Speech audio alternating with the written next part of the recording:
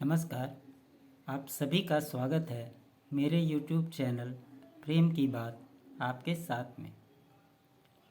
पिछले 3 दिनों से जिस प्रकार की घटनाक्रम घट रही है उसमें 2 व्यक्तियों की चर्चा काफ़ी जोर पकड़ी हुई है।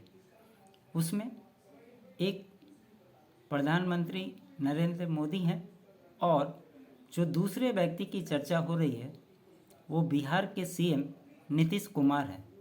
मैं ऐसा क्यों कह रहा हूँ इसको थोड़ा समझिए। 22 तारीख को अयोध्या में रामलला की प्राण प्रतिष्ठा हुई, जिसका कार्यक्रम और जिसकी गूंज पूरे देश में गूंजी। हर किसी ने उसकी चर्चा की, जिसके चलते मोदी का नाम बहुत ज़्यादा वायरल हुआ। लोग उनको धन्यवाद देते हुए नज़र आए और साथ ही साथ आपको ये भी याद होगा कि जिस प्रकार से नीतीश कुमार को अयोध्या आने का निमंत्रण मिला था और वो उसमें शामिल नहीं हुए थे। कहा यह जा रहा है कि लालू यादव और तेजस्वी यादव की जो मीटिंग हुई थी उस मीटिंग में लालू यादव ने नीतीश कुमार को रिक्वेस्ट किया था कि जैसे अन्य विपक्षी दल नहीं जा रहे हैं वैसे ही आप भी इसमें शामिल ना हो। और खबरें ये आई थी कि नीतीश कुमार ने उनकी बातों को मान लिया था और इसीलिए वो उसमें शामिल नहीं हुए थे। उसके बाद आप सभी को पता है कि 24 तारीख को जननायक कर्पूरी ठाकुर जी की 100वीं जयंती धूमधाम से मनाई जाने वाली थी। 23 तारीख को शाम होते होते प्रधानमंत्री ने कर्पूरी ठाकुर जी को भारत रत्न देने का ऐलान किया।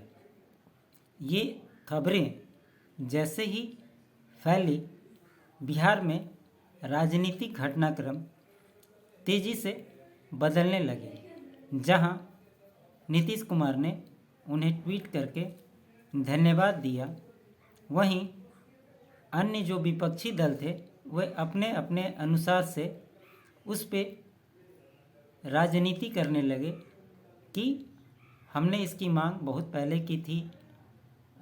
उसमें तेजस्वी यादव ने भी कहा कि हम काफ़ी समय से इसके डिमांड को रखे हुए थे। जदयू ने भी इस बात को बोला। अब चर्चा इसलिए होने लगी कि जब 24 तारीख को ये प्रोग्राम हो रहा था तो बिहार की मेन पार्टियां जनता दल यूनाइटेड, आरजेडी और बीजेपी तीनों अपने अपने स्तर से ये कार्यक्रम को कर रही थी। जहां जदयू का कार्यक्रम वेटनरी कॉलेज ग्राउंड पे हो रहा था, उस कार्यक्रम के दौरान नीतीश कुमार ने प्रधानमंत्री मोदी को धन्यवाद दिया और वहीं पे उन्होंने समाजवाद की परिभाषा भी बताई और ये कहा कि जिस प्रकार से कर्पूरी ठाकुर जी ने कभी भी परिवारवाद को आगे नहीं बढ़ाया, वो जब तक रहे वो उनके कोई भी परिवार के लोग राजनीति में शामिल नहीं हुए। हमने भी उनके बेटे को अब जा कर के राजनीति में लाया है और सम्मान दिया है। जो उनके बेटे रामनाथ ठाकुर हैं उनके बारे में कहते हुए वो कह रहे थे। वहीं पे परिवारवाद पर बोलते हुए उन्होंने ये भी बोला अपने बारे में कि हमने भी कभी परिवारवाद को बढ़ावा नहीं दिया, इसीलिए हमारे परिवार से भी कोई राजनीति में नहीं है।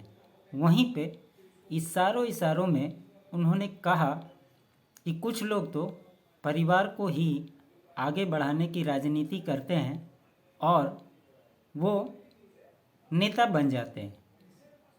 वो साफ इशारा लालू यादव की तरफ कर रहे थे इसका रिएक्शन यह हुआ कि आज सुबह ही लालू यादव की सुपुत्री रोहिणी आचार्य ने अपने ट्विटर हैंडल से एक के बाद एक लगातार 3 ट्वीट किया, जो बाद में डिलीट कर दिया गया।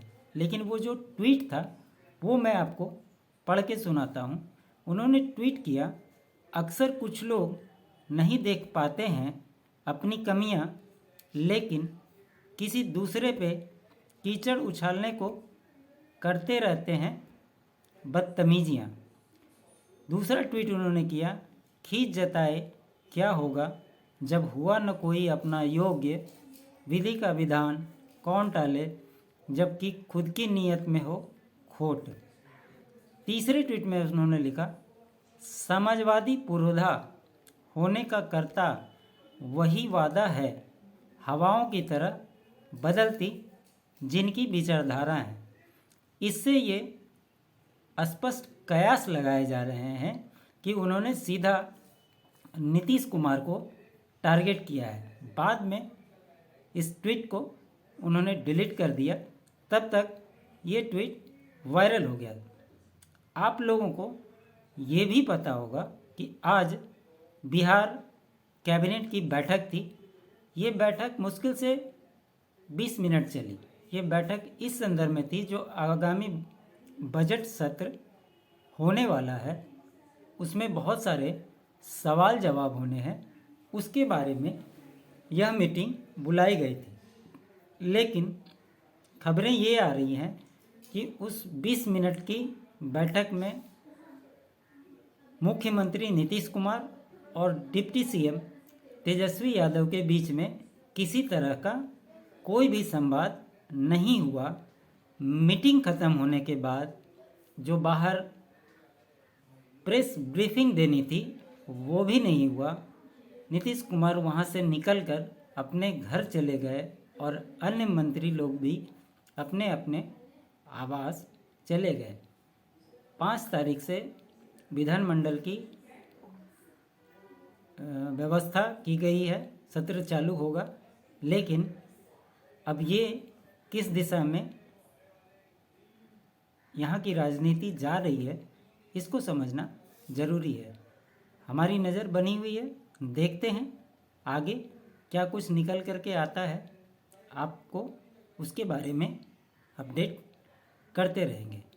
आप सभी का जुड़ने के लिए बहुत बहुत धन्यवाद।